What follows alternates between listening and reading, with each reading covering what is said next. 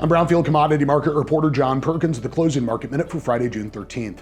Soybeans closed sharply higher, supported by the strength in soybean oil and crude oil. Crude oil was sharply higher for most of the session, supported by the escalating tensions in the Middle East.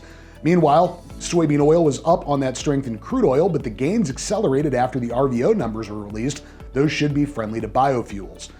Corn closed modestly higher on that strength in soybeans, soybean oil, and crude oil, also encouraged by the RVO numbers out during the session, while continuing to keep an eye on U.S. development conditions, which generally look favorable in much of the Midwest and Plains, at least over the near term.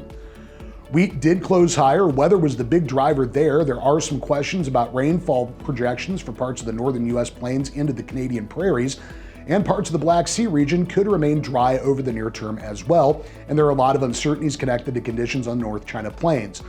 Also stateside, there are some questions about near-term harvest delays in parts of the Midwest and Plains for winter wheat.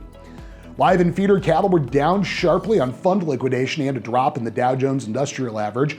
That was despite a firm midday move in box beef and another round of steady to sharply higher direct trade this week. And hogs closed mixed with a little bit of spillover from cattle, keeping gains limited from the higher midday move in pork. Also, cash business was steady to lower during the session. With the closing market minute for Friday, June 13th, I'm Brownfield commodity market reporter John Perkins.